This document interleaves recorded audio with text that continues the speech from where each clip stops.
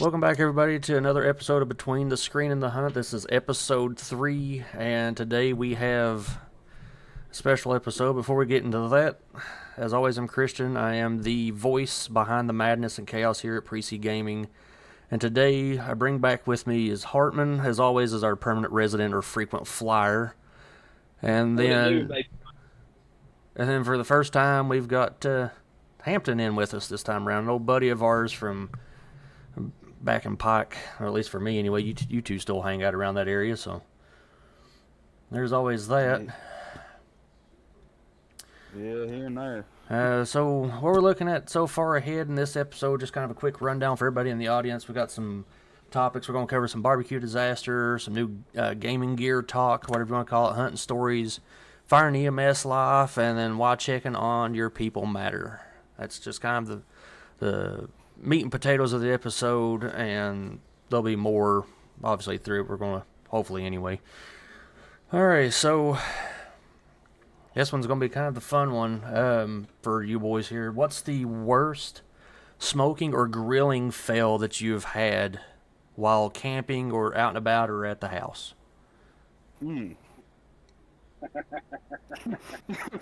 Well, which one you want? Well, I'll tell you what we'll do. You want to tell the story?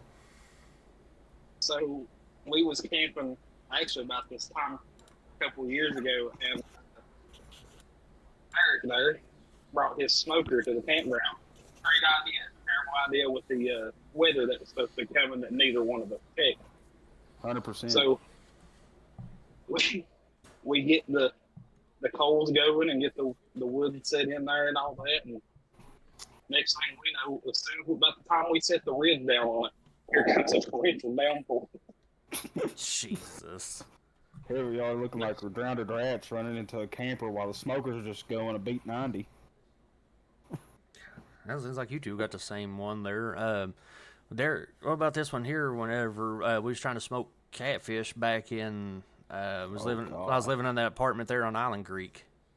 Oh God, that was a bad day, man. We should not have mixed that with. We should not have tried beer battered, especially with Miller High Life. No, we really fucked up living with on that. Island Creek.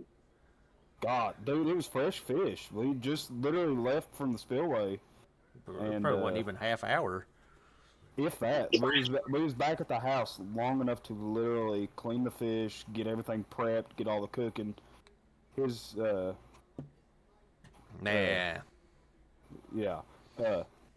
his smoker that we kind of redneck engineered to turn into a smoker didn't go as well as we thought it would. No, it definitely did not. Wait a minute. All I heard, and I quote, was redneck engineered a smoker, and the only thing that popped in my head was either a keg or a 55-gallon drum split in half. Neither one, but that would have been a gangster ideal. We didn't think of that. We had a 55-gallon drum that we could have used. It was actually clean. What it was, I think, if I'm not mistaken, was an old gas grill that it would not work. At one point in time, we changed out the gas line, we changed out the igniter, we changed out the temperature controls. Mm-hmm. Could not get that. I thought we put, $100 or better in that freaking thing to try to get it to go and it wouldn't shoot?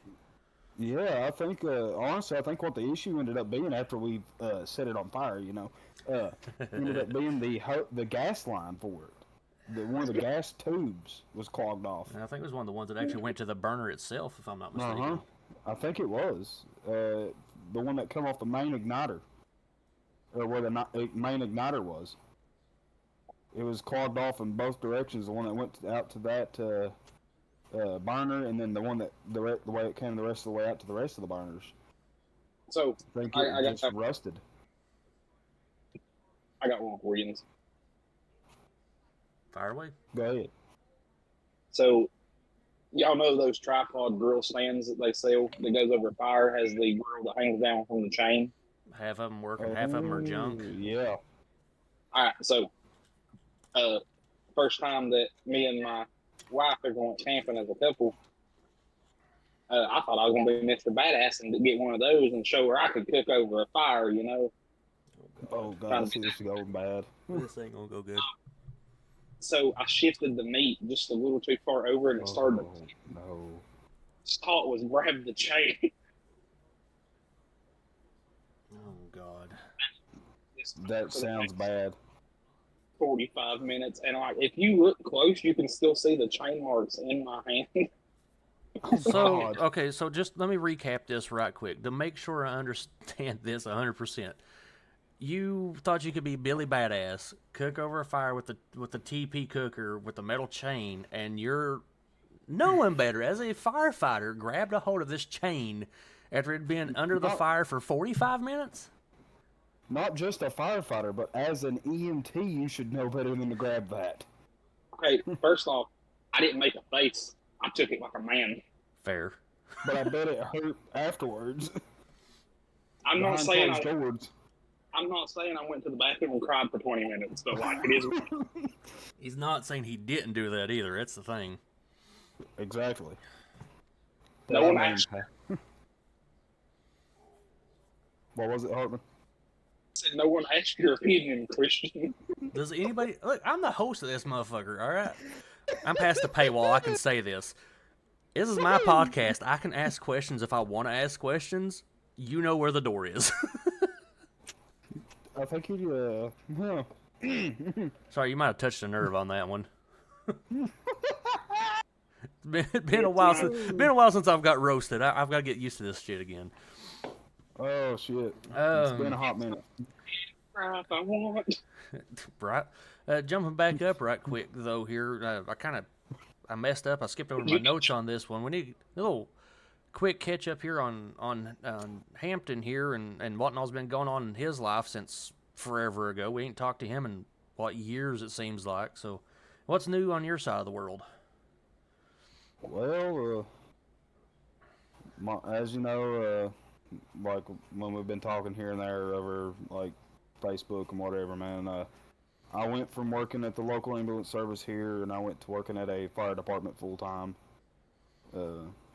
Started out there part time, got promoted to full time back last June. I think, yeah, June 1st of last year was my first full time shift there. Nice. And been there for a little over a year now. Been just hunting, fishing, riding trails, and playing games, and just doing a little bit of gaming here and there when I can. Mostly just been working. Pretty much all I do anymore, man. No, I hear you there, man. Believe me, I hear you. I mean, shoot, I think that's about all we do anymore is work and pay bills, and we might get on every once in a while and game and, well, like right now, get on a podcast and BS. So, it sounds like you've been staying pretty busy, though. I mean, congrats on going full time and on the new job. It sounds like that's going to be a pretty good thing for you. Back to the barbecue and grilling here, and for either one of y'all to answer, really. Is there any particular type of smokers or any type of grilling setups or anything that you're eyeballing right now that you really want to grab your paws on? Currently, I'm actually looking at one of the new Pit Boss the pellet smoker, I believe is one of them. But right now, I've got 2 grills up here at the house. I've got my gas grill and then I've got my griddle. But I'm getting ready to add a smoker into the mix. You can't go wrong with a good smoker. Hartman, what about you? You got any particular grills or smokers or setups you're looking at right now?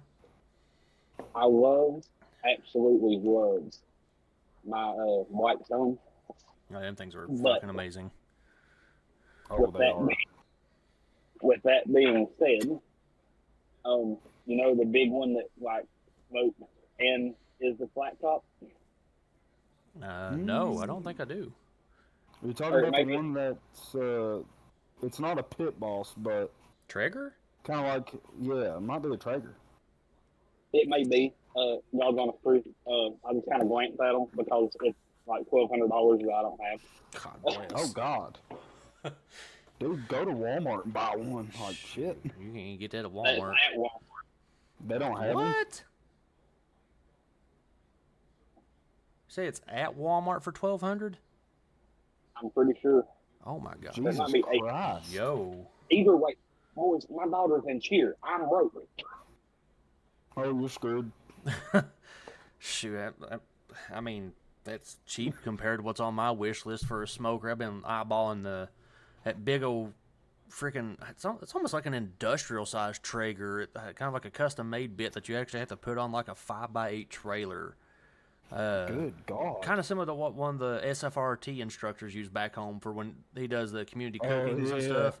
Kind of similar to that, but it's a Traeger. So I mean, like it's got like shit. Don't quote me. It's like 4 or 6 of the smoke probes, that you could, or smoke probes, meat probes that you can put in there, and it's got like a giant freaking wood pellet hopper. But then you can also too add your like if you want to use like actual logs, you can actually put that in a firebox and use it instead of wood pellets if you want. And then you, of course, it's got your temperature controls, it's got your timer, it's got an app that you connect to your freaking phone. Like this thing's wild. Dude. And custom made wise, I think if I looked at the price correctly on that, son of a bitch was like $5,000. Jesus Christ. Yeah, no, it's gonna be way above my price point. If you're talking about the same instructor that I'm thinking of, he got a bigger one now. Does he now? Is that one he had last time I seen it was massive? No, I think this one, if it's the same one I'm thinking of, I'm pretty sure it is. It's he's got like a 8x12 trailer now with one on it. Good God. Yeah, you can fit 2 whole hogs in it. Shoot, he's moving some meat now. Mm-hmm. Will we know? Oh, don't start that. Don't start that. Calm down, guys. Wait, does that have a different meaning for you now? We're not gonna go there. Know. I don't need to see his children again. Huh? He has 2 beautiful little girls. Mm-hmm. The old man do. I have 2 little sisters. Yeah, y'all didn't see the variety of children that I seen one day when he showed me his phone at the station. You want to see my children? Sure. Freaking, glizzy pic, basically. We're worded like that for the YouTube algorithm. It's like, okay then. Oh shit, fire. Oh man. Okay. Want some kids? Let's get back on track here. We kind of squirreled a little bit. Good Lord. Squirrel. Well, I mean, Where's how it the goes. squirrel? So, Hampton, you mentioned the other day about the Switch 2 and Call of Duty 6. What's the news on that? What's new in that sphere? Because I really don't follow Call of Duty or the Switch, really. I mean, I'm a PC gamer, so... Well, I didn't bring up the Switch. I think that was Hartman that brought up the Switch. I brought up the game of Call of Duty 6 and Fallout 76, which I play. My gaming setup is an Xbox, so like mine's a little different from a lot of other users that may be playing PlayStation or what have you, or playing from a PC. Boo, grow up and get a PC. Buddy, I'm happy with my little Xbox. I can unplug it, take it with me. You can't take a PC with you all the time. You want to bet? Man. Not without having to have a big aid to haul it. Do you want to bet? I'd rather not, buddy. Homie, this PC has been with me Look, since Pike. It went to Georgetown, and now it's out here in the middle of BFB. Believe me, I can take his PC wherever the hell I want to take it and my monitors. And it don't take me but a couple minutes to set them up. Well, I mean, that may be true, but I like everybody has their own preference. Yeah, no, I'm not bashing anybody, but I mean, a little hazing on your side of the wall, but... Oh, yeah, I mean, 100%. Like, I don't care. Yeah. I like what I like. Everybody likes what they like. It is what it is, But Call of Duty 6 is actually it's actually a lot better compared to the old Call of Duties. I figured it was going to be about the same storyline. And to be honest with you, I was wrong. I mean, I quit playing Call of Duty back when was it Infinite, I think it was, where you had like the exoskeleton and you could like walk sideways on walls and all that anti-gravity shit. That was 3. That was Infinite. Yeah, actually, I think it was. Hold on, I can tell you for sure. I mean, I've got Google right here in front of me. I got Google. Black Ops, which one had the exoskeleton suit where you could run on the wall and shit? It was 2 or 3. Oh, shoot. No, he's right. It's Black Ops 3 and Call of Duty Infinite Warfare. So it's both. We're all right. We're all correct on that. That's good. All right, cool. Google. But, Jesus, you saved my ass. so far with Call of Duty 6, like, dude, the zombie setup is completely different. Like, you know how you used to be able to go in, choose your loadout, and all this and that. Like, do your setup how you want your rifles or your sidearms to be. Yeah. And you could put, like, your custom skins on it. That way you know that was your firearm for that game, right? Right. Can you not do that anymore? No, you actually have to level up. Each time you level up, you have to, like, from what I've realized, is when you're playing zombies, it's totally different from your campaign. So it's like as it should be. So it's like skill points in American Truck Simulator. Like, I can't buy Kinda. certain things for my truck or buy bigger trucks or bigger motors for my trucks until I get certain skill points or XP built. Kinda. Or you gotta do your XP. Hold up, Hartman called a timeout. Go ahead with it. Campaign again. Do what? To hear Derek's campaign again. I still didn't fully understand you. The way Derek said it's not like the campaign, the way he said campaign threw me off, and I need him to say it again. Oh God. What, campaign? Yeah. Leave me alone. I got that holler accent.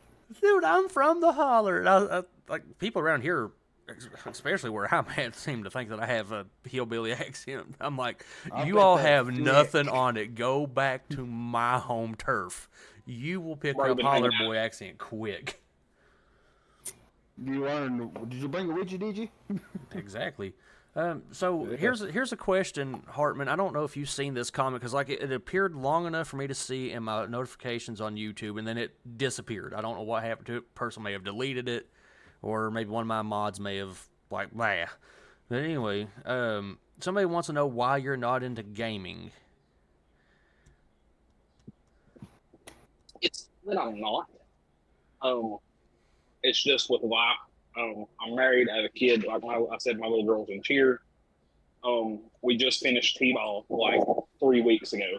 So my wife is just constantly go, go, go. Like, don't get me wrong, I have a PlayStation at home. I've been going through, I've been playing Madden a lot lately, like the new college football game. I love games like that, which might sound weird to some people, but with this new Madden, I think it's 24 and college 24 to come out. Once you finish your career in college, you can actually port it over to Madden and play in the NFL as well. No kidding. So let me ask you a question on that, Hartman. Go ahead. Is that the new college, I can't even speak right now. Anyway, the new college football video game, are those, like you said, they're interlinkable with the Madden, correct? Yes, it's both of them are made by EA Sports. So how would it transfer over to Madden?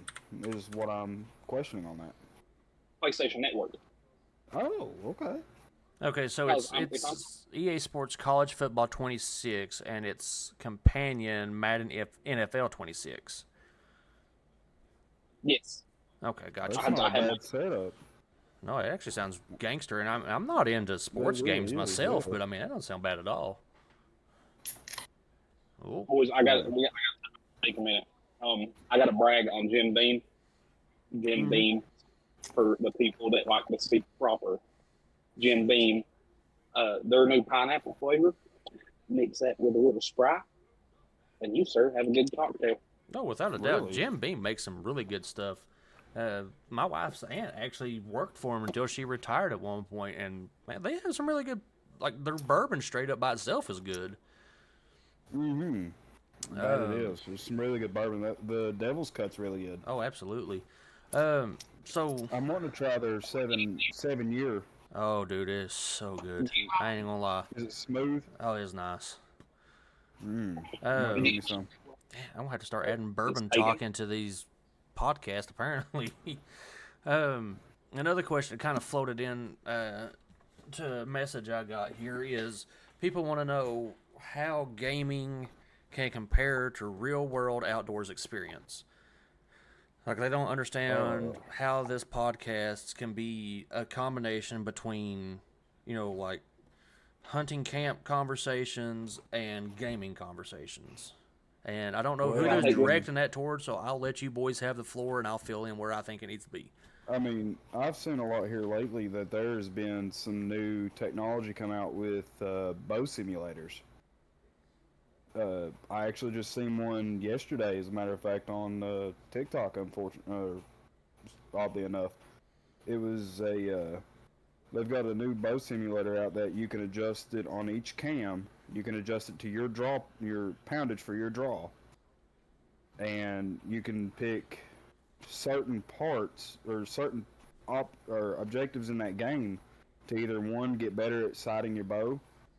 For two, you can do target practice with it indoors or throughout the winter instead of going out in the freezing cold. But, and obviously, if you're going out in the freezing cold and shooting your bow, you're dedicated 100%. Me. Hey, buddy, all of us are guilty of it.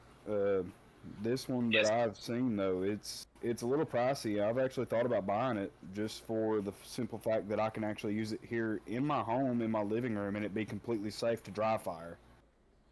Instead of running the risk of, like, say, if it was blowing an a actual bow bow, up. you'd have, yeah. Oh, yeah. Hell, with that, I've done that a time or two. It's not fun. No, it's not. But the game itself, man, from what I've seen, just little, like, snapshot videos that everybody's posting of them, it's phenomenal. Like, you can actually do, like, hunts on it. You can do yardage hunts and everything like that to get your yardage set in. You can set it up just like your bow, whether you're using a 1-pin, a 3-pin, a 4-pin, a 5-pin for your sights. And you set your phone in a cradle, actually, right where the bowstring would be. You set your phone in a cradle, and the little piece that they use for the string is just 2 rubber ends on each cam. I think I know what you're talking about. I think I've seen that. Yes, they are phenomenal. I'm actually thinking about getting one just to where I could play around in the house, Hartman, what's your take on it? I've seen that boat that he's talking about at Cabela's last year, I think, and I almost got it. But as far as like connecting gaming and hunting, Christian, I'm gonna date us a little bit. Deer Hunter 5. Oh God. Good God. Oh, I might need to pour another glass of bourbon after that. Hey, buddy.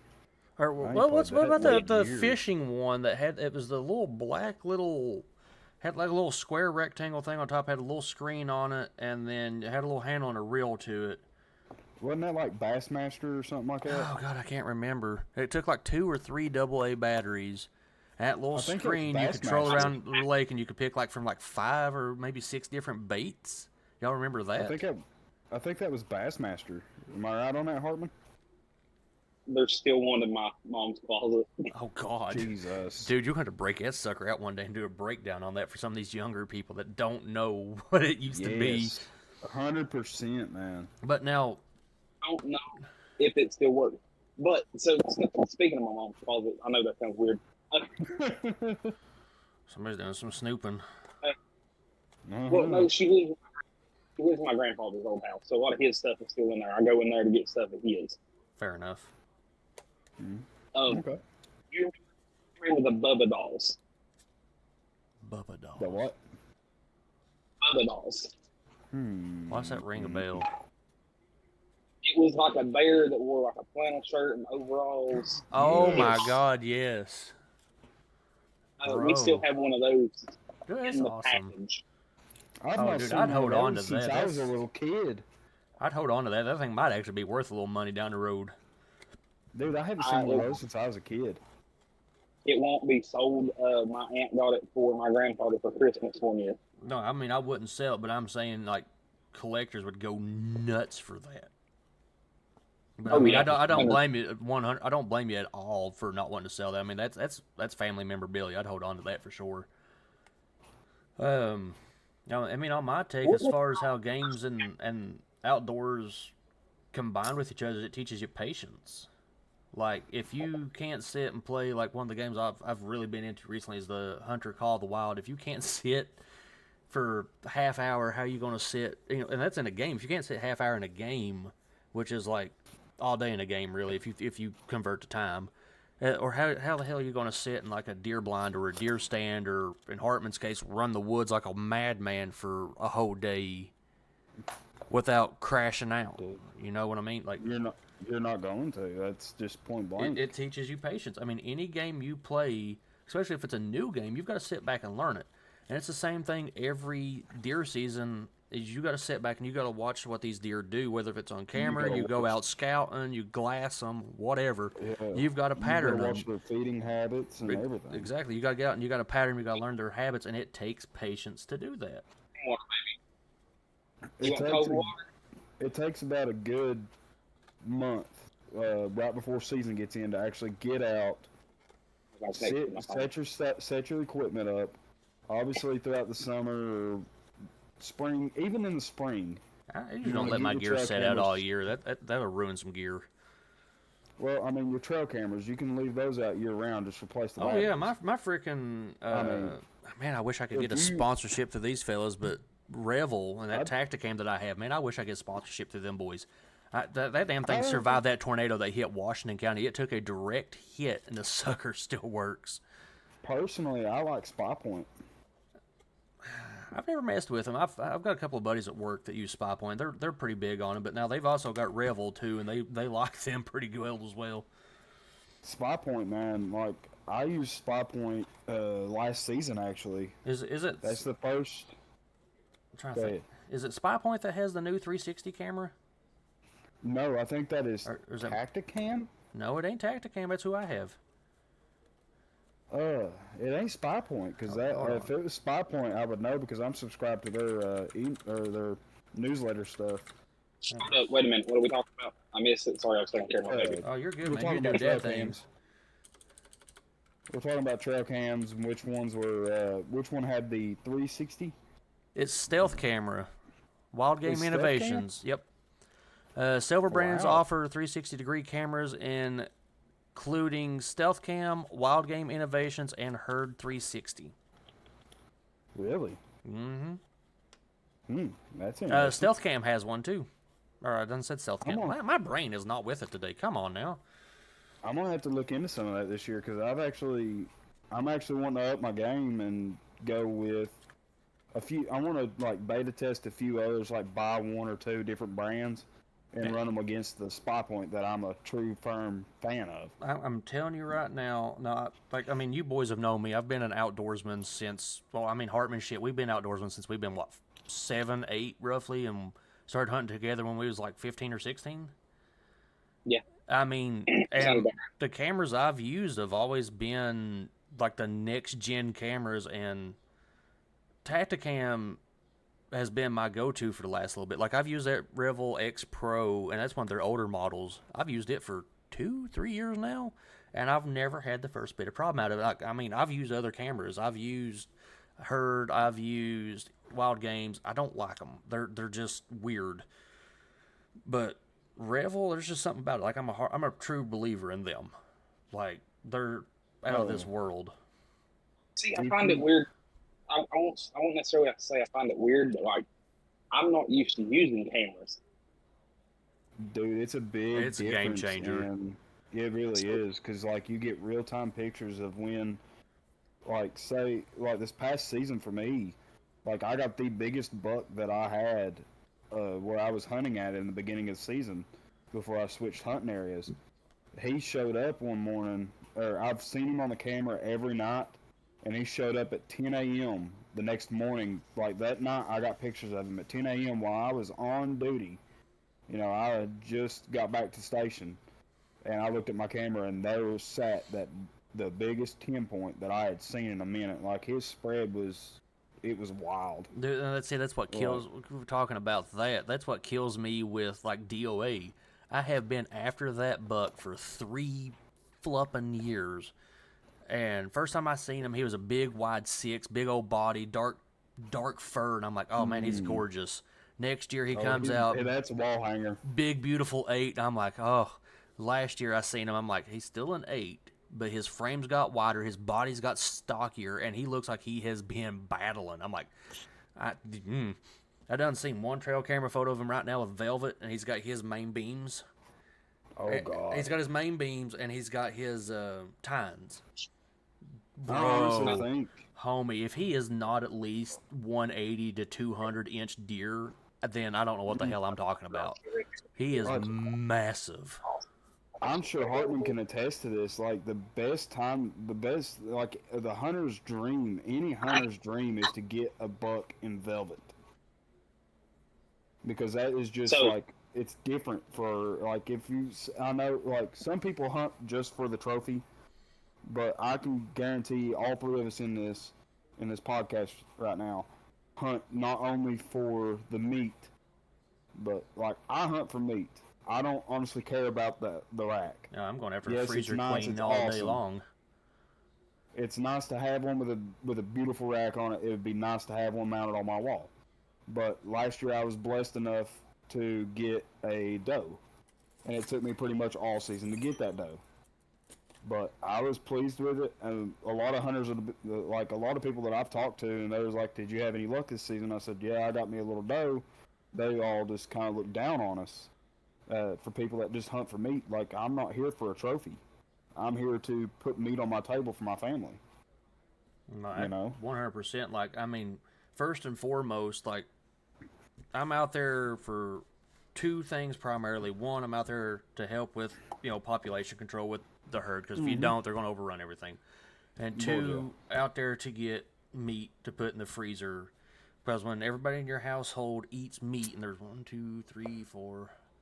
4 adults and 1 toddler tornado that will tear through deer meat like it's going out of style, it takes anywhere between 4 to 6 deer to and that lasts a year. Now, this year, I'm 100% not only after my freezer queens, but I'm after DOA, because he's already 4 years old, roughly, I'm guessing. And after he turns 5, obviously he's not going to produce offspring. He's not going to be worth anything, so I'm going to go ahead and get him now. And 100%. So, like I said, I've already checked him out from the trail camera picture. I've already seen his main beam. I've already seen his tines, and his muff is huge. But now, as far as getting him in velvet, I'm not crazy about that. A lot of people are, but my thing about it is the terrain, and you both have been out where I hunt at. That terrain in some of those areas is so damn thick that in velvet, if you're not careful, like what happened with Crazy 7 last year, one little tangle up, and before you can get on radio to tell the person helping you pull that deer to stop, pop, there goes the horn. So, I mean, it's hard to get one in velvet. It is very hard to get one in velvet without tearing and destroying that velvet. Because not only once you get the deer and get it cleaned and then get it down to whoever you're having to taxidermy it to have it mounted, it's hard to not tear that velvet, because even then, like, it's still fragile. Oh yeah.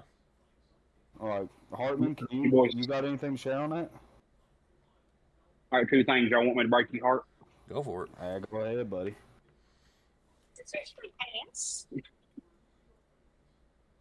Sorry. What is that? I know they do. Squirrel. Apparently, the scissors at this Airbnb we're staying at says ass on them. Oh no. Oh no, they actually do. We'll get into that here in just a minute. We've got a little time for that here in the next little couple segments. But the velvet, man. So, on the way up here today, in Wolf County, actually, baby son, they had, I seen a still in velvet. I already had 6 points on it this early in the summer. Oh God! Wolf County's got some beautiful bucks. Dead on the road. No. Mm-hmm. And see, that's no, man. That just killed me right there. It's a pain in the hind end. I just seen that broke my heart. I seen a spotted fawn right down the road from the house, just going out to work yesterday morning, get hit by a deer, and that tore me up a little bit. Dude, I was up I was out riding earlier today up on the local trail system here, and I seen the most beautiful doe, like light brown fur, like the hide on it. Oh my god! Like I sat there and I literally come to a stop mid trail with like there could have I don't know if anybody was coming around either side of me, but I just stopped right there and there's not enough room to pass anybody, and I just sat there and watched it for about 15-20 minutes. Like it was beautiful. What you want to say? But like Over here. Hey. that's No, I don't care. You sit where you were told to sit. There he goes again, going dad mode. I love it. I love whenever I capture this on recording. That's something that'll stay in the memories for a while. That's for sure. I mean, for number one, if you have a child, you're a father first or a mother first. Oh yeah, 1,000%. In my opinion, like me and my wife, we don't have children yet. You two both, I've been around you both. Your kids are my nieces and nephew. So I mean, coming from the standpoint of that, like becoming a father, I don't know what that feels like. You two do. I will tell you from my standpoint of view, it is a life changer. Oh, I know 100%. That's what everybody has told me. But being an uncle is a little different. And, you know, you get to kind of spoil them a little bit before you give them back to the parents. Even if the parents are with you, you get to spoil them a little bit. Even if mom and dad say no, and you're just like, come over here, I'll give it to you anyways. You know what I mean? Kind of like a grandparent, but much cooler. Yeah. That slime is still in my carpet. From which kid? From Christian. Oh, Lord, that's bad. You're welcome. I'm not sorry. See, we don't give kids slime. We give them like bubbles or something. Like I'll give them like those little poppets from like Walmart. Anyway. That way they can annoy their mom and daddy. Well, let's turn around and get back on track here a little bit. We keep our ADHD is in tism's kicking our asses on this one. That's between the beer and the liquor, basically. So let's focus up here a little bit here on the hunting spectrum again. Here, so gear setups. Like I think all three of us pretty much use compound bow, modern guns, muzzle loaders. What bows are we running this year? Like I know I've got my bear archery bow. I love that little thing for $500. That thing is a fucking tight driver. That's what I'm using this season is a bear blackout. I've got mine set for 60-pound draw with a 29.5-inch draw length, and I'm shooting custom-made arrows. Fiber cartridge? Actually, I'm not sure. The guy that makes my arrows, we do a big shooting tournament with him. We just go up to his property and we shoot bows all day long from daylight to dark, or pretty much. It's like he has like 30-some target setups and 2 bonus targets, and we shoot them from different yardages. Like we got a big buffalo target up there, and it's set. We'll shoot it at like 50 yards, 60. You're more confident with your bow than I am mine. I think 40 or 50 is going to be about my top out. Hartman, what do you got going on this year with your setup? Or have you running anything this year? I don't know if I'm going to be able to this year. Between cheer practice and work and all the stuff I get, like we have, and then having to pick up the overtime, and then vacation starts in September. Like it's going to be hard for me to do anything. But if I do get in the woods, I usually set my sights at like, I think my furthest one out is the 60 as far as bows go. What are you using? What brand of bow are you using? I have used a bear since I was 13 years old. Man, they're really good bows, are they not? They are. I mean, for like mine, $500 out the door, ready to shoot with sights and a whisker biscuit and everything else.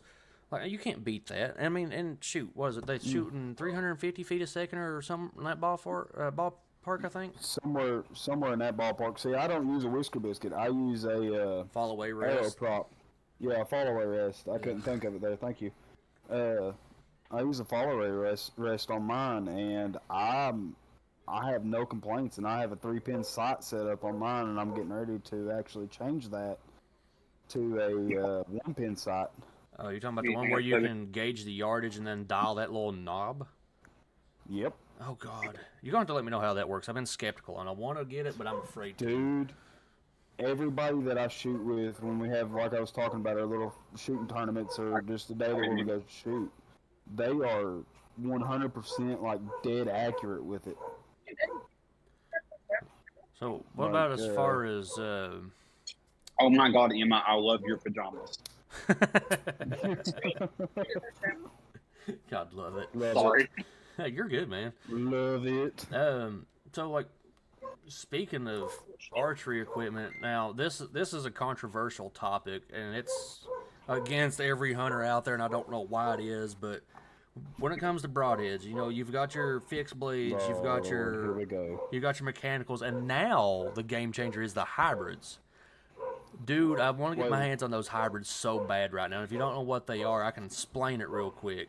So please do some explaining on it, because I've not heard of the hybrids and I've not seen the hybrids. I'm a mechanical person myself. So the hybrids, you get both the best worlds. So like the front part of it, of course, is like the really pointy tip, and then you've got like little, I think it's 3/4 of an inch cut fixed blades, and then behind it you've got mechanical blades that open up that are on a swivel. And so when you shoot the deer, or if you're rich enough to have a ballistics targeted or whatever, when you shoot it and it hits ribs, when those mechanical blades come out, they're on a pivot at their point. And so, like, if it hits a rib, that one blade will fold in or fold away, and as soon as it comes past that, it springs back out and gives you like a 2 3/4 inch cut. They are ferocious. I'm gonna have to give one of those a try. That's what I was thinking, but I'm like, the price tag on them though is just a little rich for my blood right now. But I think that you get three for $80. I think is what the price is on some of them. That's expensive, man. See, the ones I'm using right now they're Walmart brand, but they're the Rage Strike Vapors or whatever they're called. They do really well for a mechanical broadhead. It's got a 2-inch cut, and the top of it's kind of like a fixed blade, but at the same time, it's not. Like, to me, it's more of a mechanical than a fixed blade. Like, the very first the tip of it has like, I don't know, maybe a 1/16 of an inch worth, maybe 3/16 of an inch worth of a fixed blade, but then as soon as it on impact, it's got like a little O-ring on the end holding it together. So go ahead. So what I'm using right now, and I'm gonna be honest with you, I fell in love with these broadheads on sight. I didn't even try them, but it's the Hades, and they're a fixed blade broadhead made by Grim Reaper.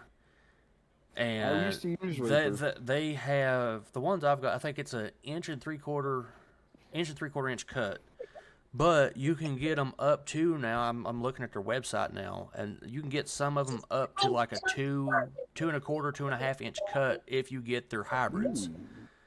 Like, that's a meat missile. Like 125 grain, 60-pound draw with no lead off, like my bow setup. That is a meat missile. See, the ones I've become more comfortable with are the like I was talking about, the Strike Vapors, man. I've went from using, I think they're called Grim Reaper. Yeah, the Grim Reaper. What'd you say? The Strike what now? I'm looking the Strike Vapor. Looking at their website, see if I can see it on here anywhere. It's got like a little rubber O-ring that holds the whole thing together, and on impact, man, like it deploys out the rest of the blade where you have a 2-inch cut diameter. Like my doe that I got, I was using a crossbow, and I waited a few minutes, let her come in, let her go to the food plot. Excuse me. And I waited a minute, gave her a minute to try to get a little bit of bite to eat. And as soon as I seen her go broadside, I took my opportunity, and I held steady there for a minute. And I actually went in up a little high above the lung, but the way my trajectory was in my arrow, I was sitting in a 10-foot hunting hut, So I was already at that high angle advantage. You know, It came down low and ended up getting the other lungs, what it sounds like. I got both lungs and nicked the heart, the aortic artery for the heart, and it lodged in the shoulder. Nice. So she probably didn't go far at all then. She went about 5 yards from the food plot, and that's where she come to a rest at. Nice. Hey, Hartman, what's your opinion on fixed blades and mechanicals and hybrid broadheads while we're on the subject? I like the mechanicals more than anything. Man, what's with y'all mechanical? Yeah. What kind of mechanical are you using, Hartman? Whatever's the cheapest, if I'm being honest. I mean, it's fair. You can't go It's wrong. fair. I mean, as long as it's a successful harvest. But that's what matters. Tell you the weirdest thing I've ever seen in the hills. I was hunting with my cousin back in high school, and we got up in the mountain, and he goes, "Hey, I think I forgot my broadheads. I still got my practice tips on." I said, "What do you mean you forgot your broadheads?" Sure enough, all he had on there was practice tips. But I watched him drop a deer from 15 yards with a practice head. I mean, if you hit it in the right spot. Compound bow or crossbow? He was shooting a compound bow. What did he have his poundage set at? Is what I'm wondering. I have no 15 clue. yards and drop it like that with a field point. Like, I mean, good Lord. shoot. If you have, like, the way I've got my bow set up, like a lot of people have it let off where you get so much of a breakdown point. My bow is not set up like that. Like, I'm pulling the full 65 pounds and I'm holding it the whole way full draw. And the guy at the local archery shop's like, "Why do you want it set up like this?" I'm like, "I want all that energy. I don't want it to have to fight through that initial lull, that breakdown, and then slam that arrow. I want it to be full force from the time it leaves my nock till the time it impacts." That's the point right there. Like, Hartman, you got anything to add on that? I think mine's set at a 50-pound pull with a 45-pound hold. That's not bad. That's 10-pound let off. That's not bad. Yeah, mine's about like Christian's. It has no let off. It's all or nothing.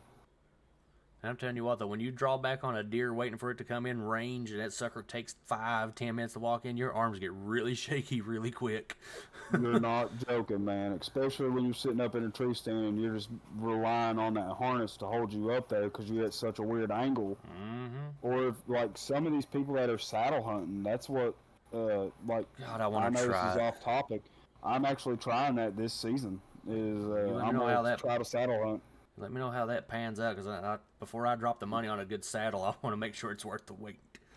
That's me. I'm doing a cheap saddle, or the cheap setup for now, until I see how well it's going to function with me. Because you guys know, a lot of the listeners and viewers might not know, but y'all know that I'm not that small of a feller. No, you're a pretty decent sized tater like the rest of us. Yeah, I'm like I need a saddle that's going to hold at least 300 to 400 pounds. I weigh about 256, 250 now. Your dump truck's probably like 90% of your weight. You're not wrong there, buddy. But no, like I'm wanting to do a lot of. I've seen a lot of people saddle hunting a lot this past season, and they said it's the best thing they've ever done because they can swing all the way 360 degrees around that tree that they're in. You know, and get a better vantage point for hunting. I'll be honest with all I'm you. saying. I know what y'all are talking about, but I can tell you for a fact my ADHD medication is worn off because you said saddle, and I thought you were going to be hunting from a horse. Oh, dear God, here we Buddy, go. I wouldn't put it past us. I mean, I don't know if you can do that in Kentucky or not, but I think in some states you can actually hunt from horseback. I think Montana. I think you can do that out in Montana. It's possible. I think Kentucky's a no-go on that. Here's another one here. If you had one opportunity to take a dream hunting or fishing trip, where would you go? What would you be after? Hartman, you go first on this one. Does it have to be a land mammal? No, like I said, hunting or fishing trip. It doesn't matter which one, or it could be a combination of both. Where would you go? What would you be after? And what equipment are you going to use?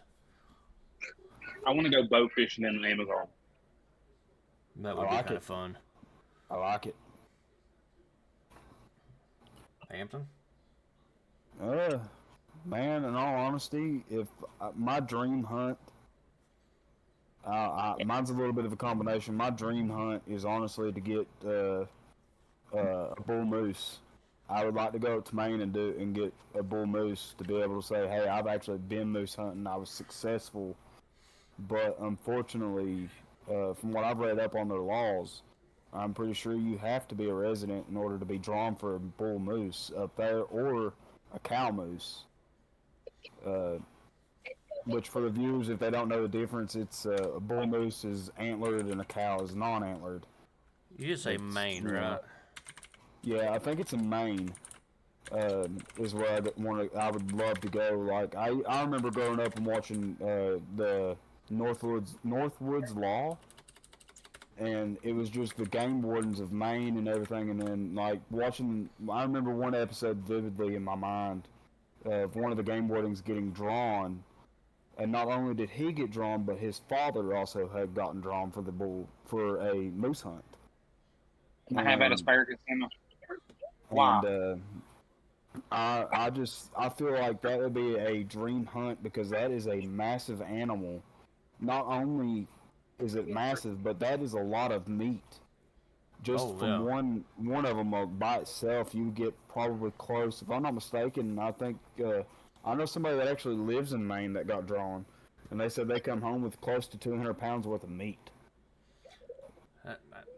Me personally, it's hard for me to divide these two. Like, I want to go hunt Alaska and go fish in Alaska, like for anything and everything. But I also want to go up into Canada. I want to go hunt like grizzly bear or moose up there, and then I also want to go catch sturgeon in the Fraser River. That was like it just seems like it would be like just the sturgeon would baller. Be fun. Like the sturgeon one would be fun. That was actually the one that I was wanting to do for my fishing trip. If I had the dream fishing trip, had the time and the money to put into it. Oh, it's still hot, baby. Stay away from it, okay? I don't know what setup you'd use. I'd just use whatever the locals suggested, and go from there. I mean, and like 100% of it's based off. If you don't know the area or the layout, you gotta get out and talk to your locals. Like, I'm sure there's bait shops or certain cafes or whatever, and they're going to be there, and they're always during that time of the year, whether it's hunting season, fishing time for fishing, or the sturgeon are running, they're going to be in there swapping stories, swapping tales of what they've caught, or telling, like, what's the best gear, like, what's the best pole combo setup, what type of lures to use and all that. Like, they're going to be in there talking about it. The thing you got to be careful with that is they're not going to give up their secret completely because they don't want to ruin it for themselves. So you've also got to kind of go out and experiment yourself as well. But if you hire a tour guide, that kind of helps out a bit. But I mean, the cost on that's probably astronomical at best. You're probably looking at about, for a tour guide, not to mention, like, if you don't have the setup and they do, you're going to be out that as well. I'd say you're probably going to look close to probably about $3,000 in all. Probably more than because that. You're going to be using their gear and everything like that. You're using, if they have a boat, or if you don't have waders and you know what I mean? Yeah, there's a lot that factors into it for sure. Oh yeah. Plus, if you're going to have like, if they offer an insurance plan on it, you might want to buy that just in case, like, something happens, you fall or whatever, and you break the rod. You're not going to be held liable for it because you paid for their insurance thing that they make it like a. Is it a deposit? Would you two be able to clarify on that? I'm sure it's probably some variation of a deposit. Yeah, you want to be able to make sure you get that back for sure. Oh, 100%. Because that could be extra money that, hey, you might want to say, for instance, if you fly down or wherever you're going. Like me, for one, I don't fly. Hartman and Christian, you two may fly. I don't. I haven't, and I don't plan to unless I have to. Me either. Like, I won't fly. I know for a fact Hartman has flown because he's went on certain stuff, like deployments and stuff with what have you, with the EMS side of everything. But switching gears back to the hunting trips, like, that would be that's the dream setup that you sound like that you've got set up right there for yourself, man. Oh yeah. Christian. Yeah, go ahead. I know my ADHD is running rampant right now, but you talked about wanting to hunt grizzlies. There's a song called Cool Obituaries, and it's by Buddy Brown. Write that Buddy down. Brown. Hold on a minute. It's called what now? Cool Obituary. Is it Buddie or Buddy? Buddy. All right, Brown, you said, Yep. and it's called what? Cool Obituary. Cool Obituary. Let's see here. Don't play it out loud. I'm not. I'm just seeing if it's actually on like Apple Music or anything like that. Freaking iPhone users. So if y'all haven't listened to it, Now, it's about I this old found it. man. It's on Apple Music. That's where I found it at. I just found it myself. Like, So once we get done, give that song a listen. It's about an old man that he decides that he's done with life, but instead of doing it himself, he goes after the grizzly bear that killed his best friend some odd years ago. He kills the grizzly that killed his best friend, but also dies in the process. Hence, Cool Obituary. that's a Wow, interesting damn. way to go. well, back on to my side of the whole dream hunts and everything. If I were to go to Canada and hunt moose and hunt bear, there's 2 rifles for sure I would use. If it's legal to use in Canada, I don't know their laws and regulations. I just don't. But I've got a 7 mag that I'd use, and I've got 25-06 Ackley improved that I can use. Or if nothing else and all else fails, I'll try to get permission from my father to borrow that old Ruger M77 Mark II 300 Win mag and use that, because I know for a fact that'll drop them. See, my personal preference, honestly, when it comes to rifles, if it were to be allowed in certain states, like depending on what the regulations are, is either a 300 Win Mag or a 270 or possibly a Marlin lever action 30-30. 30-30 is not bad, but you're not going to take out big game with that. Oh no, 100%. While we're on the subject of rifles, Oh, God. what is your worst rifle mistake? Oh, God. God. Who Well, wants to go first? if we're It could be talking... while you were sighting in, while you were targeting on an active hunt, like Now, are we talking most recent or just like in general? yes. Oh, God. So for me, most recently with Crazy 7, when I had him stopped 50 yards from me broadside and I had my crosshairs right in the sweet spot to put him down in his place, I forgot to flip the freaking safety off and failed. And then whenever I went to go flip the safety off, instead of just easing it up, I flipped it real quick, and that loud click scared that buck. And I had to shoot him while he was running between trees. Now that so far has been my biggest fail. Now, of recent, or not recent, but a while back, I was trying to help sight in a rifle for a buddy of mine, and I forget what exact caliber it was, but he put a brand new scope on it. I'm wanting to think it was a Vortex scope, if I'm not mistaken. And he was wanting to get this gun dialed in for like 200 yards, and I told him, I'm like, well, and this is if I'm going off memory correctly.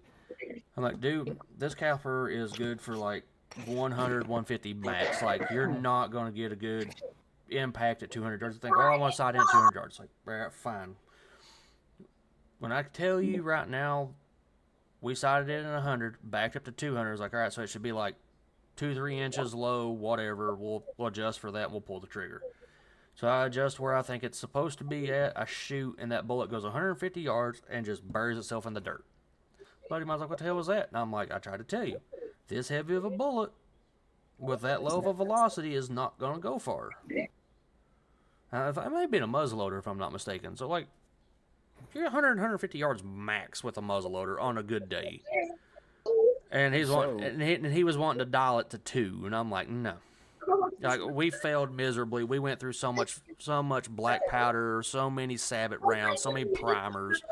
It was a miserable, embarrassing, like, failure on my part, because like I knew better. I tried to convince him of better, and he still wouldn't listen. See, I think my worst fail with a rifle was I think we were sighting it in, or I was hunting one of the two. I was with a buddy of mine, and she's a real good friend of mine, and my wife's. We were up in my deer blind, and we had a doe come in, and well, no, it was a doe that was being chased by a buck. It was in the middle of the rut, and I drew my rifle up. I was using a Savage. I think it's a Savage 270.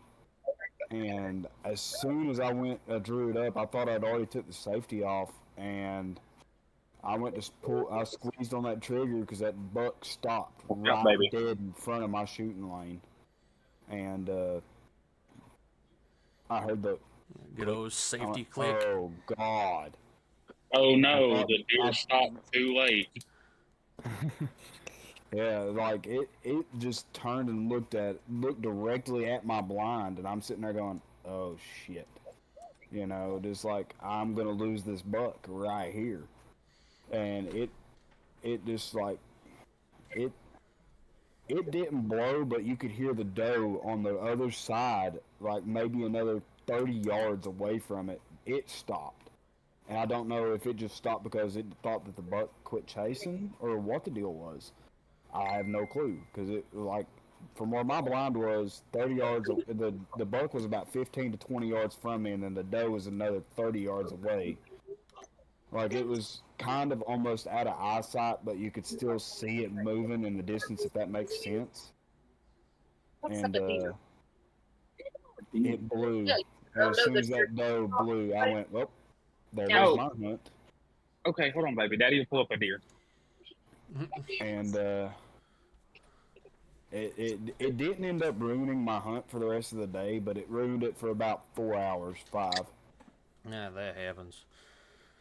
I was so mad at myself because I should have realized that my safety was on instead of off, and instead of it was kind of a rookie mistake. Like we all have those still. I don't care if you're the most expert hunter or whatever.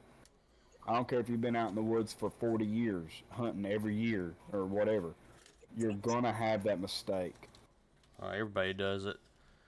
Because I mean, who else? I can guarantee that I know for myself, and I'd say all three of us in this room, anybody that's had proper gun training or safety or gun safety will know for a fact that you never keep, if you have a loaded gun, you never keep the safety off. No. I mean, I don't know how y'all feel about it. I personally, I think that's a good practice until you at least get in your hunting blind. Oh yeah, for sure. Sit right here. Here's food. Right quick here, because we're approaching that time limit for us here. Do the quick. Do you not want to hear my story, Christian? No, go ahead. You never heard this. Sorry. Go ahead. I forgot. You If still we need to tell run over, yours. that'd be all right. My ADHD squirreled. Buddy, if it runs over, it'll be all right.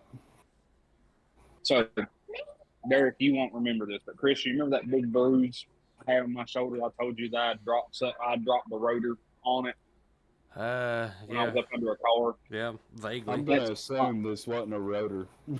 It wasn't. So my cousin had a 300 Win Mag, and this particular Win Mag didn't have the attached, like the butt sleeve can come off, the butt pad can come off. The absorption pad? Yes. Well, we took it up to get it sighted in for the year. Me and him both forgot to grab it. Uh-oh. Actually, the day before. And my only thought was, man, it can't be that big. It was. Yeah, no, them 300 Win Mags have a little kick behind them. They got a little bit of a bite to them. I set that son of a gun up against my shoulder without that cushion pad, and I won't do it again. I can tell you that much. I guarantee it. But yes, that's what that bruise was actually from. Figures. Now I've had another fail too. It's been a few years ago. Been 30 foot up in a tree and drop your rifle out of the tree before securing it to come out of the tree for the night. Oh, please tell me it didn't hit just right and cause that act or the No. pin. So like I'm conscious enough to know that, you know, unload the weapon while you're ascending, descending a tree. Like I know better than that. So what it is like, Okay. you know, like with tree stands, how you've got like a line that you haul your bow up with. Well, I Oh, yeah. I had a custom made one to haul my gun up a tree with, and so I had it in there, and I forgot to tighten down the rope that secured the gun at the barrel, at the bowl, and down at the butt. And so as I was getting ready to lower it down the tree, damn thing leaned back, and that son bitch took a 40-foot fall out of the tree and mangled the scope Oh, all to no. hell, and it bent the barrel because it smacked a Oh. rock. Oh, God. Yeah. I would have cried right there. So I don't hunt in a tree stand with my gun anymore, just for the simple fact is I be damned if I do that again. But I wouldn't have cried though, because it could have very easily been me that fell out of that tree instead of the rifle. Well, and it You're could have not been me wrong too, on because that I had part. already took my harness off to start my descent and didn't have my gut line on. Oh. So, Well, yeah. I mean, yeah.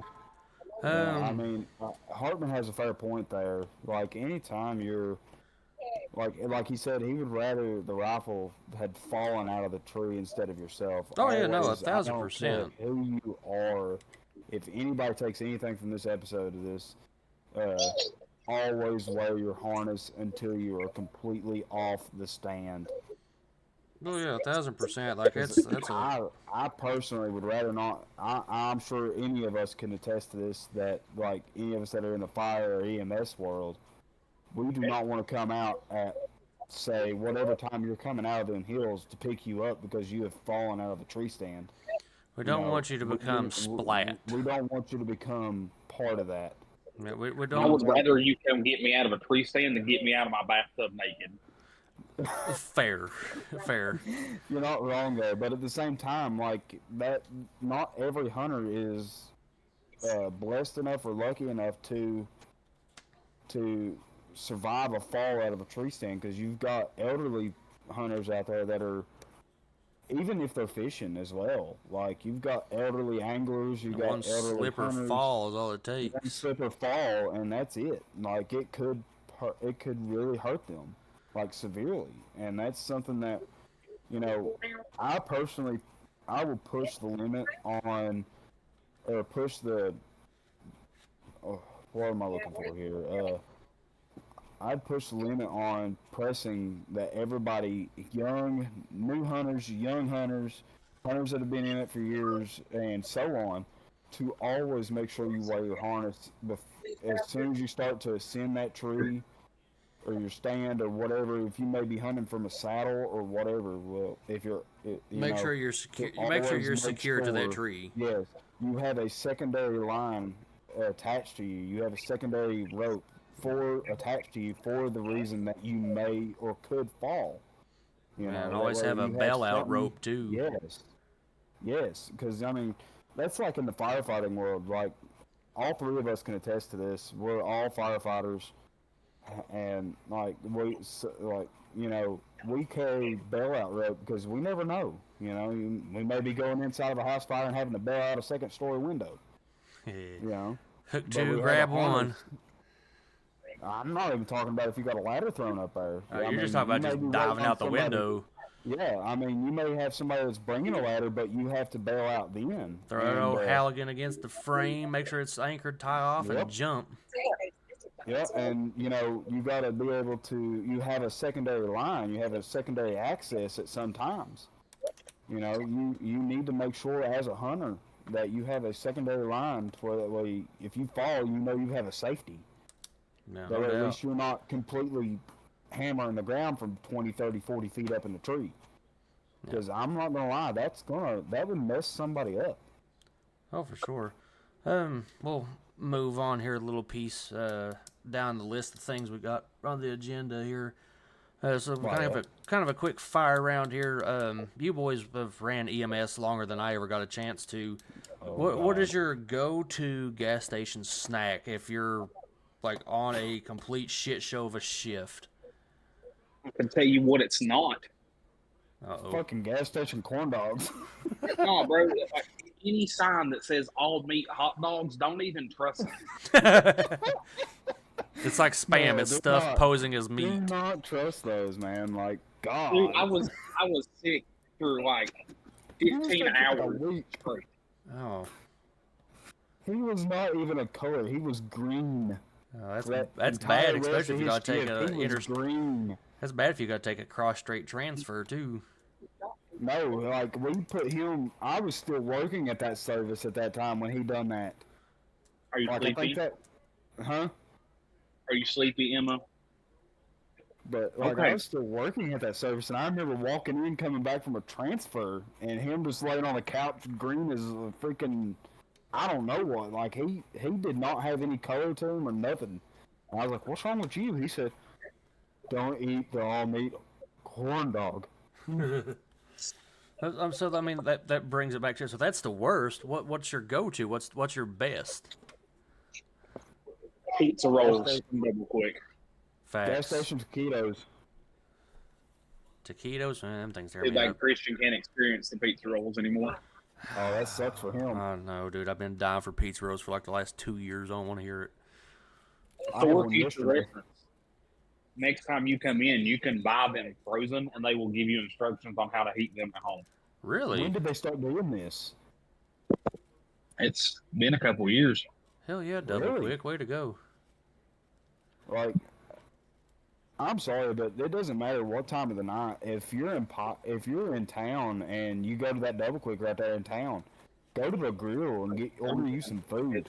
Oh yeah, for sure. That you're talking about the one there by the theater.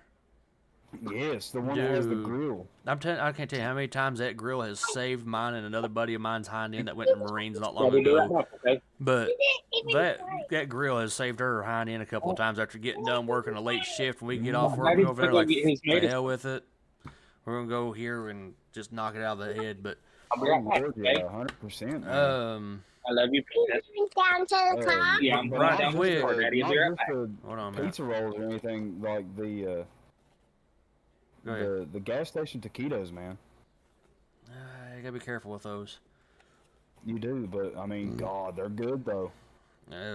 Right quick before we wrap this up here, what is a game or an outdoor piece of equipment that you absolutely regret buying and wish you would have never done it? My riding lawnmower. Dude, I remember helping you with that no. thing multiple times. We're gonna get a I little finally backstory on gave up this. and bought a push mower. Like, The riding mower, dude. I remember one day we was up our cutting your yard, and we just said, "Fuck it, we ain't fighting with this thing anymore," and we just started weed eating. that was terrible. That sucked. So what Dude, it's exactly? 3 hours of weed eating. What exactly happened with this riding mower that you decided to say hell with it and bring out the weed eaters? I think it Water was, got in the battery. carburetor, and I didn't have. That time it was the battery. Now it's water got in the carburetor, and I don't feel like dealing with that. Oh, you're screwed on that one then, dude. Oh man, that's gnarly. Seafoam. I don't even think Seafoam would fix that. Yeah, probably not. I think you probably. It sounds like you're gonna have to have that rebuilt. No, probably. All right, here's another one. What is the most ridiculous trip idea you have ever had? Whether you executed or not, what's the most ridiculous trip idea? I got it. I win. Go for it. So, me and one of my other friends from high school, we went camping over at Grapevine. Both of y'all have been there. I know for Oh a fact. God, yes. Oh, that's a good campground, but now it's out in the middle of It's a good fucking fishing area. nowhere. Dude, So- it's a good fishing area. We were smoking the devil's lettuce. God, here we Oh, Hold on, let me get my car keys before I Do we need to buckle up for this one? Yeah, give me just 1 second. I gotta get the car keys. Oh God. oh boy. Hey Christian, it sounds like we gotta buckle up for this one, buddy. I'm glad I have my boots on. Shit's about to get deep, I I did think. forget the car keys, baby girl. Daddy'll be right back. I promise. Shit's gonna get deep, and you're gonna have to get your hip waders out, son. I ain't got any of them. Tell you while we're waiting on him, most ridiculous deal I ever had was trying to make a 15-hour drive without stopping for anything but fuel. That's bad. Do you know how hungry a motherfucker gets after 15 hours and thirsty? And at the time, I was still smoking too. How bad the nicotine fit was, how bad the caffeine fit was, and how bad the food fit was driving 15 hours straight, just stop and get gas and go. Dude, The time that I went to North Little Rock, Arkansas, God. that was like 15 hours on the road counting traffic. Oh my God. I don't see how you made it there, buddy. How about like to die? So, y'all ready? Yeah. Go ahead. We're buckled up for this one. All right. So we were fishing, smoking the devil's lettuce, having a good time. We were the only ones that. So you have the main campground, and then you have that line that shoots out. Yeah. That a lot of people fish off of and stuff. Yeah. So we were camping on that. So we were the only two over there. Well, we got hungry, and the chicken tenders we were fishing with started looking freaking delicious. Oh no. Don't. No. Now, hold on. Listen. We're not there yet. Oh, I can already tell this is going to go sideways here in just a minute. So we deemed that the fire was too far away for us to go over there and cook the chicken on the fire. Oh, God. But the lantern was right between us. Oh, no. No. Oh God. So we cooked chicken that had been covered with Kool-Aid powder Oh, God. on a lantern. I want to Hey. throw up now. Bro, don't knock it till you try it. First off. Second off, that ain't even the weirdest part. Oh Okay. God, it gets worse. Yes. Oh This no. is bad. Oh no. So we both decided we want dessert, and the dessert we want is pie. Oh God. Okay, how'd y'all make the pie? So we didn't make the pie. We I feel like this is an L&M Mart trip. It sounds like it. a little bit further. Phelps. So y'all know the Cardinal Mart? Yeah. Oh, my God. All out in BFP. And no, the one in Stanville. Oh, my Oh God. no, You did not. bro! Y'all drove from Grapevine to Stanville. Jesus Christ. Why? That's what I want to know. Go ahead, Hartman. Go. Just continue. Hold on, my phone connected to my. No, you're good. But All right, from can you hear me? Cardinal- Yeah, the you're good. Cardinal Mart at Stanville. Yes, not Stanton, Stanville. That's like what- that weird- God. Between Ivel and Pikeville. So Yeah, there it's used that to be a Betsy huddle Lane house area. there. Yeah, we know what you're There talking used about. to be a huddle house. And we all know the huddle house makes damn good pie. You're damn right. Mm-hmm. Absolutely. So here we go in a Dodge Charger. Straight to Stanville. How Jesus. fast did you make it to Stanville? It's not how fast we made it. It's the fact that me and him both bought 2 whole pies. Jesus Christ. Was you had there the munchies anything on left that. by the time you got back to the campground? Fuck No, no. there was not. Dude, why? Did you eat it before you get out of the parking lot? I ate one of them before we got back to Coal Run. Jesus Christ, dude, that's like a 10-minute drive. Yes, it was coconut cream pie, and it was fucking delicious. And then from That sounds Coal Run back to Grapevine's in delicious. another, what, half hour? Yes, Roughly. Half hour, Look. 45 minutes. but when you're high enough to be aware that cops are on the road, it's way You're slower. high enough to get hungry. Jesus Christ. Dude, like, that's bad, but I applaud it. I mean, the effort Sadly behind enough, it, like, I I give you that, probably but I yes. mean, damn. The effort to... So, all right. So, and then another like weird journey I did was my mom wanted to go visit my brother last year, Oh, and one of the stops we had to take, or one of the stops we made was in St. Louis. Speaking of, if either one of y'all ever get the chance to, go to the St. Louis Zoo. I know that sounds real weird, but trust me, it's free and it is at least a 2-day excursion on its own. Damn. Wow. Like, it is massive. We'll have to definitely put that on the schedule eventually. If I can find somewhere So to we put up got- my Bible. We left at 1 a.m. My mom, my little girl, and my wife were all asleep by, I'd say, about Millward. Jesus Christ, that it didn't take no time at all.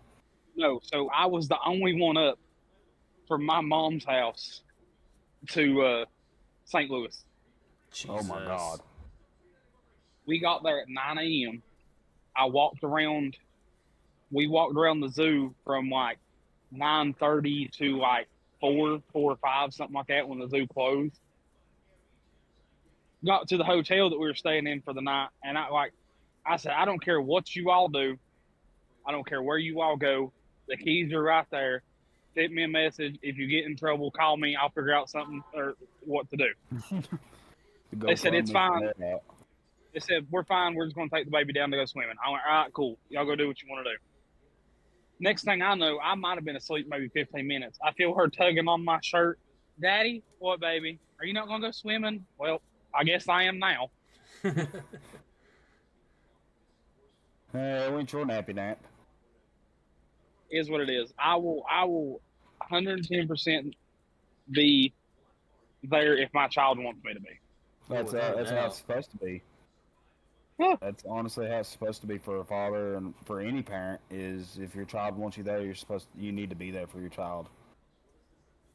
No matter what it is, whether it's like you just said, waking you up after driving XYZ amount of hours, and you gonna come swimming? Yeah, you going. Well, so Whether you- while we're on the subject, I'll give you the rundown of how we ended up on the cheer team. Oh Lord. So me and the wife talked about it, putting her in cheer this year to see if she liked it. Well, you both met my child. She's like me. It's hard to hold her attention on anything. Yep. Amen. You know the two things that will hold her attention better than anything? Hmm. T-ball and gymnastics. Really?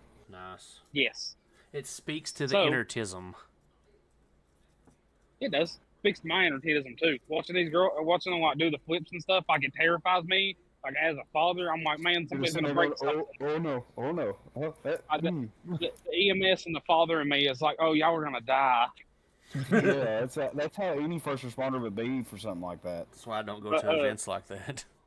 So we skipped the tryouts and everything, and then we ended up going to the gymnastics class the next week.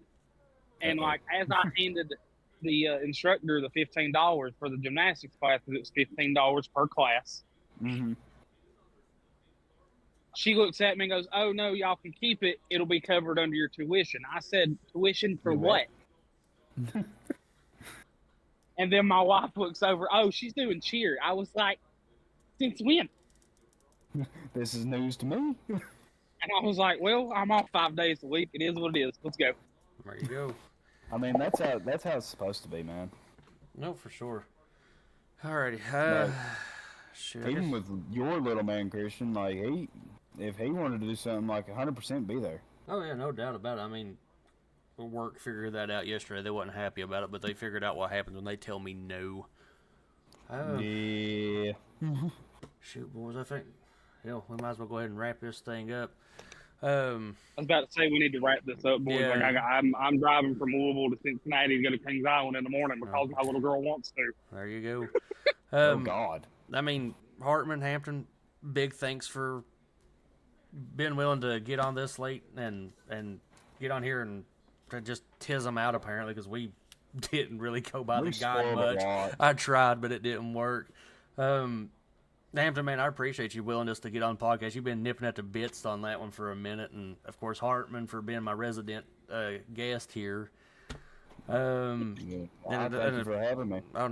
Not a problem. And a quick thank you to all my listeners out there. I know there's only about 30 of you all now, but I do greatly appreciate everybody that tunes into this. I mean, and like how we've been ending this for the last couple of episodes here, a little mental health takeaway. And if it's just me personally here, but whether you're sitting by a campfire, you're behind your controller, or whatever the situation may be, find the time and the space to breathe. We all carry weight and don't carry it alone. Check on your people, and remember everybody's in this together. I've seen what the dark thoughts will do to people, and Derek can attest to this. Me and Hartman have helped. Well, all three of us have helped each other out of some very dark places over the last little bit. That's 100% true. I actually want to say a little story about that, about what you was just saying, if that's okay with y'all. Yeah, I mean, if you can keep her kind of brief.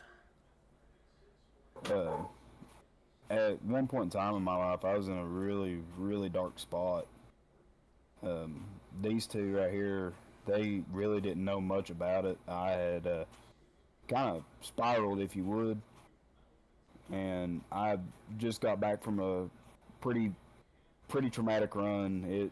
It was a pretty bad call. These two was already sitting in my driveway waiting on me, and they didn't realize that I was already home. I just parked down the street to where nobody would see my vehicle or anything like that. Well, I was sitting on my porch at probably, what time you guys think it was? About 1 in the morning, something like that? 1 or 2, I believe. And the weirdest thing is I didn't call them, like, at first, like I should have. Hey, fucker, we got beer and fishing poles. You down? That's basically how it goes. That's how it went. They actually come downstairs and they knocked on my door before they realized that I was sitting outside. Because I was sitting in the darkness, you know, just having some pretty bad thoughts at the time. And I come close to, you know, doing some certain things that would hurt a bunch of people, that would hurt my family and my friends more than anything. And it's because of them that I'm honestly still here, so to say. I mean, that's what we do in the brotherhood. We check on each other. I mean, shit. I mean, some of the things we see in the line of work that we do is brutal. Yeah, y'all actually kept a lot of bad stuff from happening that night, because it was inevitable. Honestly, if you guys hadn't have showed up when you did, it honestly, y'all probably would have been seeing me a little different. Honestly, you'd have been seeing me somewhere else. But the important takeaway from that is to always check on your people and make sure they're okay, because honestly, it's okay to not be okay, and to always reach out for help, because there's somebody always there willing to lend an ear to hear what's going on with you, to help you through what situations you're going to be in. And with these two here, with Hartman and Christian, like, I wouldn't be here without them, man. Like, they're my brothers, and, you know, like I said, I was in a very dark headspace and a very dark time in my life. I had lost a very close family friend, and then I had also worked multiple really bad accidents, and then one that just really set everything off and put everything in motion that night for me. It's not something to play with your mental health. It really, really isn't.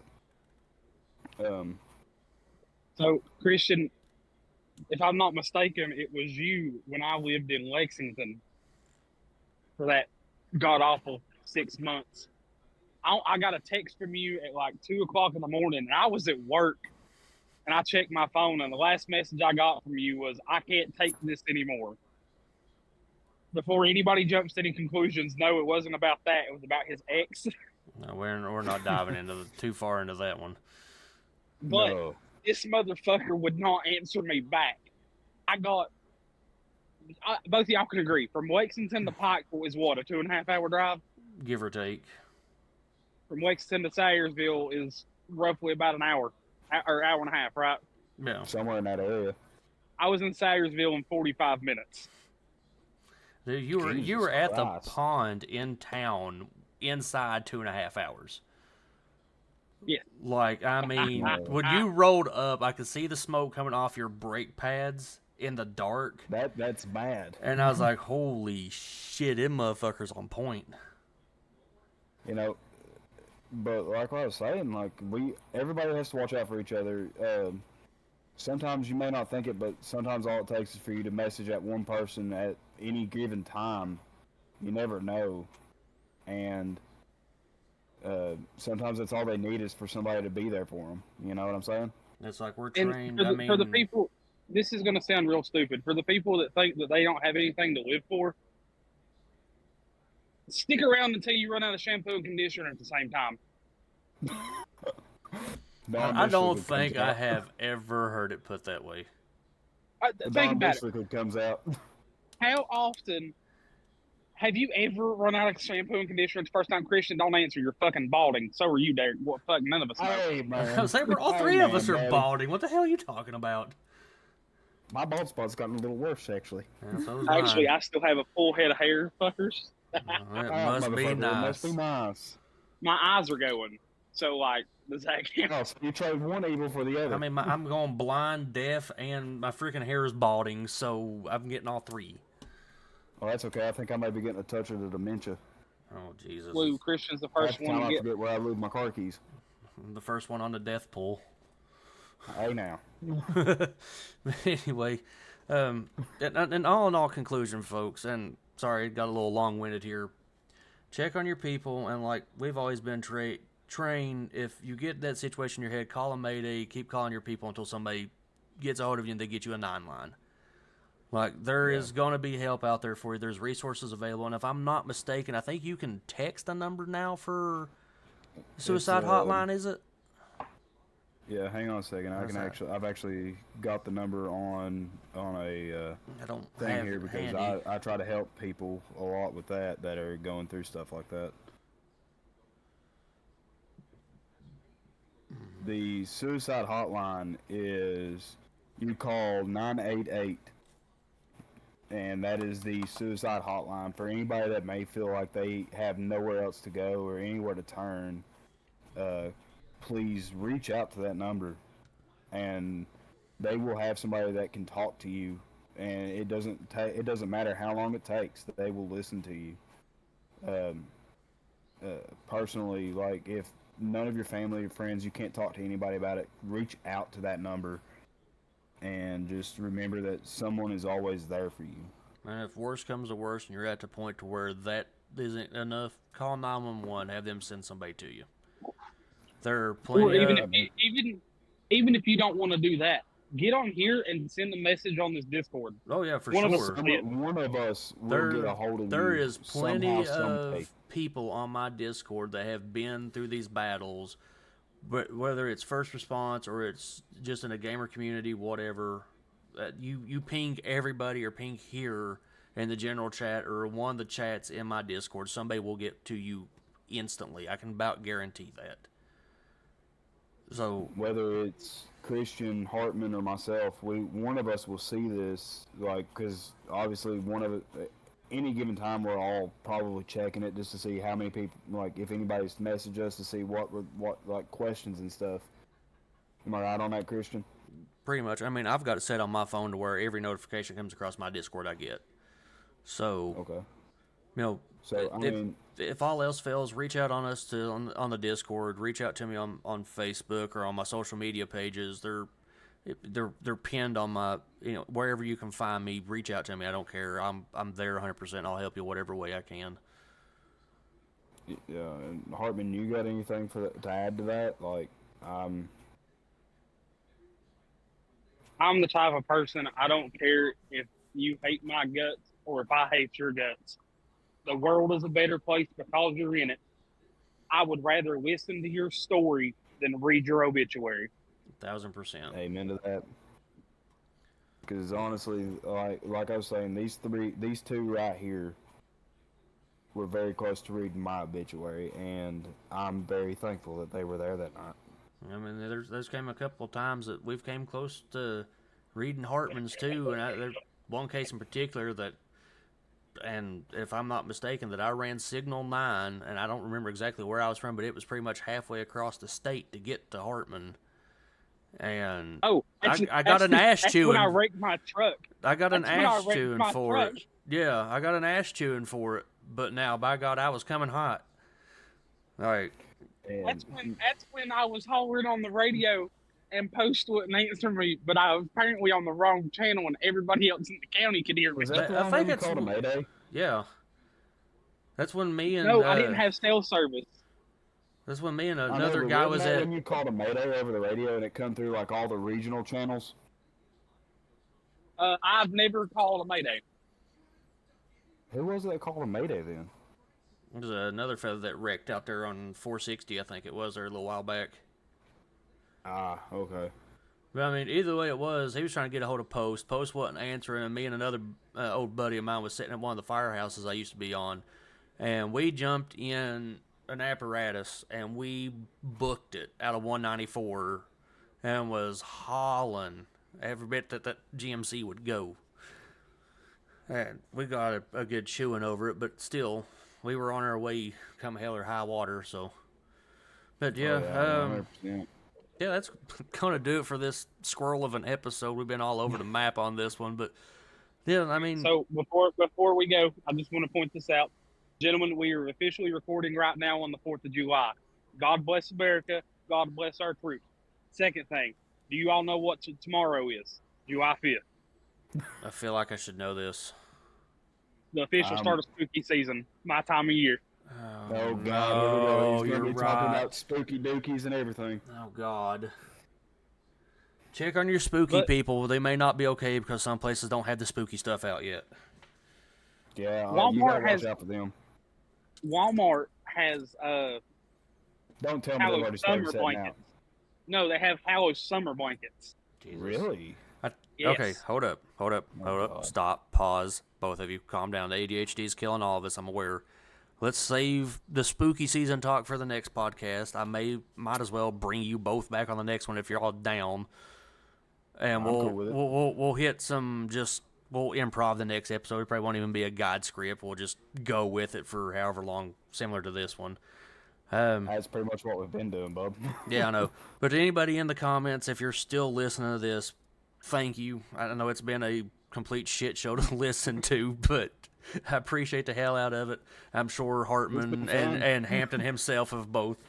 Appreciate y'all listening to our TED Talk, I guess you might as well call it, so much as a podcast. I know, Hartman, you said last time you enjoyed the hell out of the podcast. Hampton, what are you thinking about it? Oh, I love it 110%. Like, I'm down for the next one, man. Like, this has been good. This has been awesome.